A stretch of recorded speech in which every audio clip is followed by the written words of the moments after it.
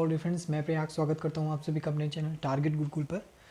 आज एक बहुत ही बड़ी अपडेट निकल कर सामने आ रही है। जैसे कि आप लोगों ने थंबनेल में देखा होगा, यूनिवर्सिटी ऑफ इलाहाबाद ने क्लियर किया है कि आखिर उनकी जो काउंसलिंग की प्रक्रिया है वो कब से कब तक चलेगी और जो कौन कौन से डॉक्यूमेंट्स आपको लगेंगे, इस वीडियो में हम आपको ये भी बताएंगे। ठीक है, पिछले कुछ समय से जब से मेरिट लिस्ट आई है और अभी आप लोगों का कट ऑफ भी जारी हो चुका है, कई बच्चे कमेंट करके भी पूछ रहे हैं, सर बता दीजिए डॉक्यूमेंट्स कौन से लगेंगे। कॉल्स आ रही हैं आप लोगों की, काफ़ी ज़्यादा क्यूरीज़ हैं। और यहाँ पे सबसे बड़ी प्रॉब्लम है बच्चों की, वो ये पूछ रहे हैं कि सर ये भी बता दीजिए कि आखिर मेरा एडमिशन इतने इतने नंबर आए हैं, होगा या नहीं। तो पहले हम उन लोगों का ये डाउट क्लियर कर दें।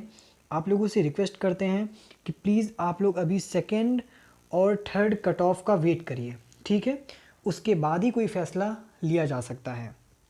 उसके बाद हम भी बता सकते हैं आपको कि आपका एडमिशन होगा या नहीं होगा, क्योंकि अगर आप लोग वेट करेंगे तभी आप लोगों का ये जो क्वेश्चन है ये क्लियर हो जाएगा। ठीक है, और बात रही एफिलिएटेड कॉलेज की, तो देख लीजिए वो भी कट ऑफ के जरिए ही निर्धारित की जाएगी। ठीक है, फिलहाल आज का जो टॉपिक हम लेकर आए हैं उस पर आपको इन्फॉर्म करते हैं कि जो बीए के एडमिशन 2021 था, यहाँ पे देख सकते हैं आप लोग स्क्रीन पे कि यूनिवर्सिटी ऑफ इलाहाबाद की जो ट्विटर पे ऑफिशियल वेबसाइट है, ऑफिशियल हैंडल है जो इलाहाबाद यूनिवर्सिटी का, उस पर इसने क्लियर किया है कि जो बीए एडमिशन 2021 था उसकी जो काउंसलिंग का शेड्यूल है वो 28 से 30 नवंबर तक चलेगा।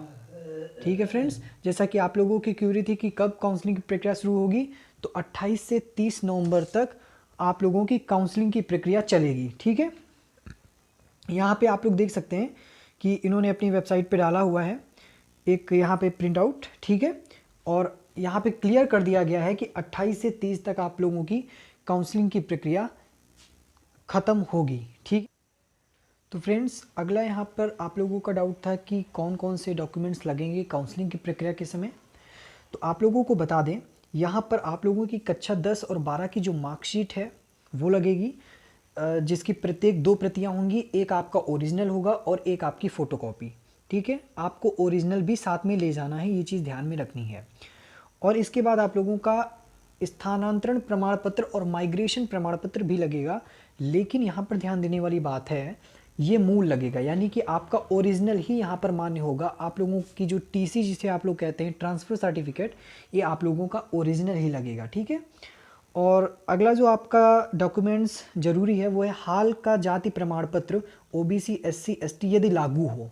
हाल ही में जो लागू हुआ है आप लोगों का जाति प्रमाण पत्र, किसके लिए? ओबीसी एससी और एसटी के लिए ही जाति प्रमाण पत्र लगता है आप लोगों का, और जो हाल में लागू हुआ हो वही लगेगा।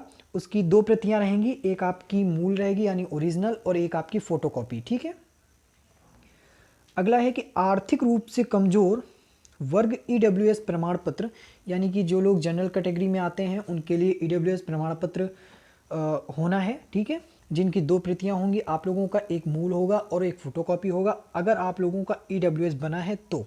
ठीक है, अगर नहीं है तो कोई बात नहीं, क्योंकि आपकी जो रैंक है वो थोड़ी बहुत जो ईडब्ल्यूएस अगर लगा होगा तो उस पर भी निर्धारित होगी। ठीक है, अगला है कि हाल ही का पासपोर्ट आकार का रंगीन फ़ोटोग्राफ। यहाँ पे कहने का मतलब है, हाल ही का मतलब इसलिए कह रहे हैं यहाँ पर क्योंकि वो जो आप लोगों का फ़ोटो है वो ज़्यादा पुराना ना हो, साफ से आपका चेहरा उसमें साफ साफ दिख रहा हो। यहाँ पे हाल ही का मतलब यही है। और पासपोर्ट जो फ़ोटो हैं आपकी लगेंगी। ठीक है, बट आपको यहाँ पे ध्यान रखना है कि आप लोग कम से कम यहाँ पर 4 फ़ोटो तो लेकर जाइएगा ही। ठीक है, और भी काम लग सकता है उसमें।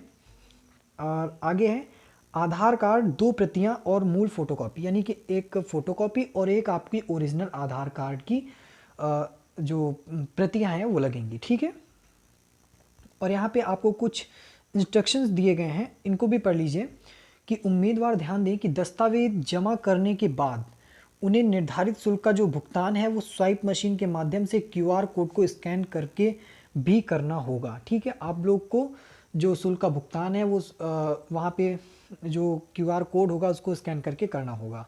इसके बाद आप लोगों का जो अभी का जो दौर चल रहा है उसको ध्यान में रखते हुए वहाँ पे ये आपको सूचित किया जा रहा है, आपको बताया जा रहा है कि काउंसलिंग के दौरान उन्हें कोविड-19 प्रवेश सुरक्षा प्रोटोकॉल का पालन करना होगा। आप लोगों को पूरी तरीके से एहतियात बरतनी होगी, ठीक है। काउंसलिंग सेंटर पर किसी भी प्रकार की कोई गड़बड़ी नहीं करनी है और ये सब इंस्ट्रक्शंस को ध्यान में रखते हुए आपको काउंसलिंग की प्रक्रिया में सम्मिलित होना है, ठीक है फ्रेंड्स।